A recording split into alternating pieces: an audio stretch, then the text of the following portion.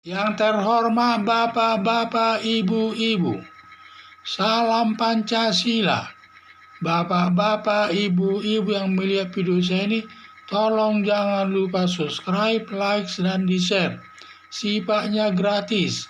Saya akan mengomentari wisata halal Makro Amin selalu gagal. Apa karena karma Ahok? Sumber saya dari YouTube. Wilayah Indonesia banyak tempat wisata yang penuh keindahan, baik lautnya, alamnya, pegunungannya, dan budayanya banyak yang ditemukannya yang sifatnya unik.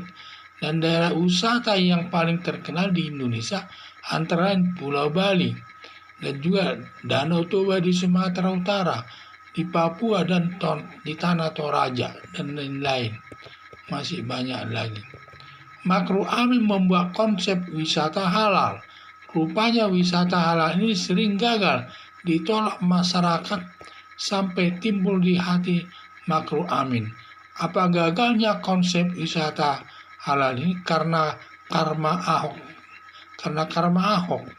Karena Makro Amin ini saat itu sebagai penggerak utama memenjarakan Ahok, Basuki Cahayapurnama, yang langsung membuat laporannya ke polisi dengan tuduhan Ahok atau Basuki Cahayapurnama dituduh melakukan penodaan agama Islam.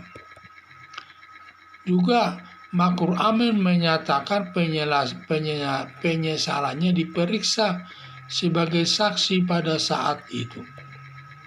Dan juga Ahok dan Basuki Cahayapurnama dihukum selama 2 tahun. Dan dalam putusan terakhir dari hakim tersebut, Ahok menyatakan siapa yang menjoliminya, lawannya nanti Tuhan yang Maha Kuasa dan akan dipermalukan. Karena karma Ahok sepertinya mengena kepada Makro Amin, di mana konsep wisata halalnya selalu gagal, bahwa Makro Amin sudah dipermalukan sebagai wakil presiden, karena di mana konsepnya tidak jalan, tidak diakui masyarakat. Ini merupakan suatu tindakan yang mempermalukan daripada wakil presiden. Padahal konsep itu bagus sekali, tetapi gagal, selalu gagal. Makanya dikaitkannya mungkin karena karma Ahok katanya.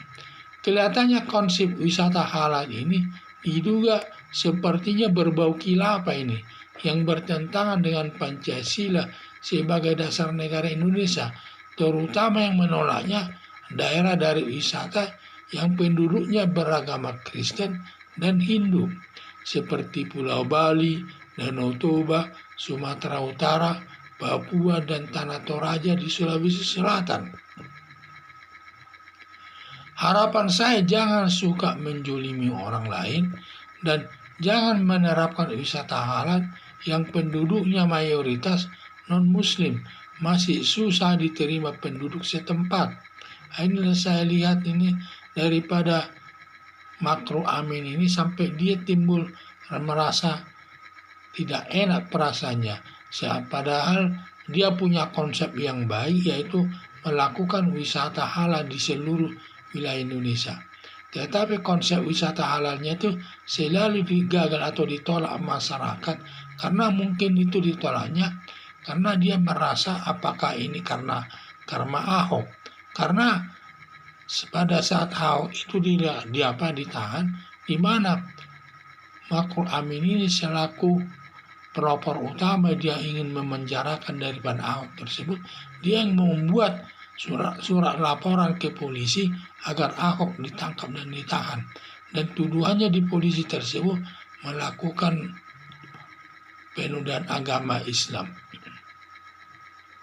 Padahal menurut Basuki Cahayapurnama atau Ahok merasa tidak pernah menzolimi agama Islam tersebut. Itulah.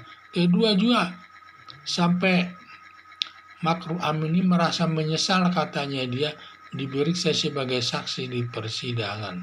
Dan juga dalam putusannya di Ahok ini sampai diputus hakim 2 tahun, di dalam akhir daripada setelah diputus dia menyatakan siapa yang menzoliminya akan lawannya nanti akan Tuhan yang Maha Kuasa dan nanti akan dipermalukan.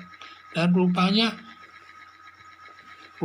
karma Ahok ini seperti mengena juga kepada Ma'ruf Amin, di mana karmanya itu di mana konsepnya wisata halal tersebut selalu gagal, tidak pernah berhasil.